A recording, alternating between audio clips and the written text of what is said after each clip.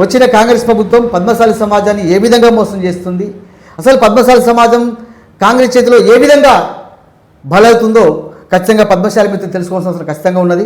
ముందుగా మనము మన పెద్దలు ఎల్రమణ గారు మండలిలో ఏం మాట్లాడిందో ఒకసారి ఆ మాటలు విన్న తర్వాత మనం కూడా మాట్లాడదాం. ఇట్లా ఒకసారి అన్నగారు మాట్లాడిన మాట వినండి. చేనేత బిడ్డన అధ్యక్ష, ఆ చేనేత వృత్తిలో నేను చేయకున్నా కానీ ఆ భగవంతుడు దయ వల్ల అన్నాడు తెలుగుదేశం పార్టీ ఇచ్చినట్టు అవకాశం వల్ల చేనేత మంత్రికి అవకాశం వచ్చింది అధ్యక్ష. ఆ విధంగా అన్నాడు వచ్చినటువంటి తక్కువ సమయంలోనే చేనేత సమస్యలను పరిష్కరించిన అనుభవం కూడా ఉంది. దానికి అనుగుణంగా ఈ బడ్జెట్లో అధ్యక్ష చూసినప్పుడు కేవలం 370 కోట్లు మాత్రమే కేటాయించారు అధ్యక్ష. కానీ వాస్తవంగా వ్యవసాయం తర్వాత ఉపాధి అవకాశాలు ఉండే రంగం మీద ఉంది భారతదేశంలో చెప్పనంటే అది చేనేత వస్త్ర పరిశ్రమ. ఈ ప్రభుత్వం వచ్చిన తర్వాత 16 నెలల కాలంలో 36 మంది ఆత్మహత్యలు పాల్పడే దశ.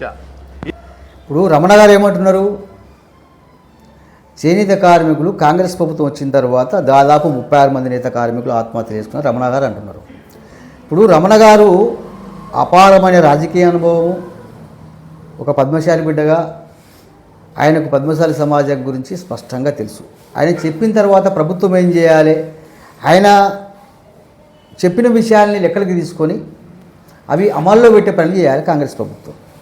ఇప్పుడు ఎల్రమణ గారు ఏదో చిన్న చోటమోట లీడర్ రాదు కదా, ఇలా ముఖ్యమంత్రి రేవంత్ రెడ్డికే బాస్ ఒకప్పుడు, అవునా కదా. ఇప్పుడు అలాంటి ఒక అపారమైన రాజకీయ అనుభవం ఉన్నటువంటి నాయకుడు, పద్మశాలి బిడ్డ, ఆ సమాజం మీద అవగాహన ఉన్నది, గతంలో మంత్రిగా చేసిండు. ఆయన చెప్పినప్పుడు ప్రభుత్వం లెక్కలకి తీసుకోవాలి, చేనేత సంక్షేమం కోసం ప్రభుత్వం ఏం చేయాలో చేయాలి. కానీ ఆయన మాటల్ని కొట్టేస్తూ ఈ 36 మంది ఆత్మహత్యలు పాల్పడ్డారని చెప్పి నేను ప్రశ్న వేస్తే స్వయంగా మంత్రి గారు ఈ సభలో జరిగింది అధ్యక్ష. 6 మాత్రం ఆత్మహత్యలు పాల్పడ్డారు. ఏమంటుండు తుమ్మల నాగేశ్వరరావు, ఎల్రమణ గారు 36 మంది నేత కార్మికులు ఆత్మహత్య చేసుకున్నారు అని లెక్కతో సహా చెప్పిండు. చెప్పినప్పుడు మంత్రి గారు తిరగపోతే తెలుసుకోవాలి, కానీ 36 మంది కాదు 6 అనిపోయింది అంటే నువ్వెవడిగా చెప్పడానికి, అంటే కాంగ్రెస్ ప్రభుత్వం చెప్తే నేత కార్మికులు అవుతారా? నాకు అర్థమైతే లేదు. ఇంకా సిగ్గులేదా జిడిగించి నల్లగుండ నాకేసి సిగ్గన్నట్టు ఆ పద్మశాలి ఆత్మగౌరవ సభకు వచ్చి ఏం బక్వాస్ పలికింది మీరు? రేవంత్ రెడ్డి, తుమ్మల నాగేశ్వరరావు లెక్కలేని మాటలు చెప్పింది కదా, లెక్కలేని మాటలు చెప్పింది కదా. ఇప్పుడు ఇంకొకటి రమణ గారు ఏమంటారు ఒకసారి అది కూడా విందాం, విన్న తర్వాత మనం మార్చుకుందాం. కరెక్ట్ కాంగ్రెస్ ప్రభుత్వం పద్మశాలి మిత్రులు ఆ వీడియో ఖచ్చితంగా చూడండి. ఇది ప్రభుత్వం మీద ఆధారపడి ఉన్నటువంటిది.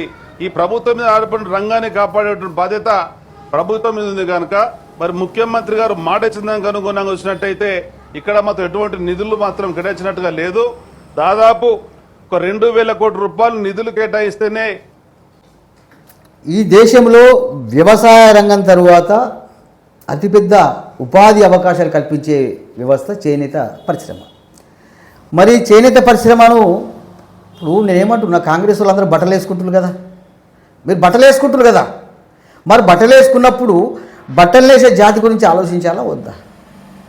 రమణ గారు ఏమంటున్నారు, దాదాపుగా ఒక 2,000 కోట్ల రూపాయలు కేటాయిస్తేనే కొద్దో గొప్ప ఆ చేనేత వ్యవస్థ అభివృద్ధి చెందుతుందని రమణ గారు అంటున్నారు.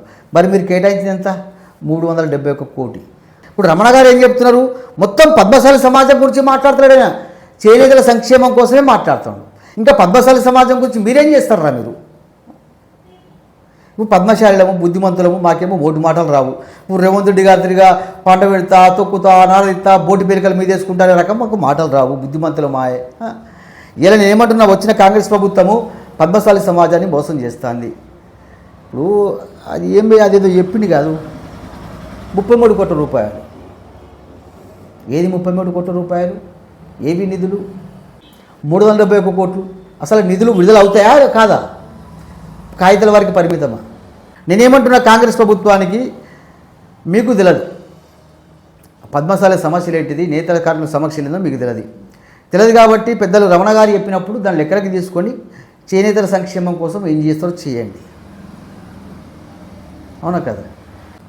నేనేం లేదు, నేనేం చెప్తున్నాను, కాంగ్రెస్ ప్రభుత్వము ఇప్పుడు పద్మశాలి సమాజం పెద్ద జనాభా ఉన్నది, ఇంత పెద్ద జనాభా ఉన్న పద్మశాలి సమాజానికి హక్కులు లేవు, ఏమీ లేవు. కనీసం ఆ కులవృత్తి కాపాడుతున్న నేత కార్మికుల సంక్షేమం కోసం ప్రభుత్వం వెంటనే 2,000 కోట్ల రూపాయలు నిధులు మంజూరు చేసి చేనేత సంక్షేమం చూడాలి.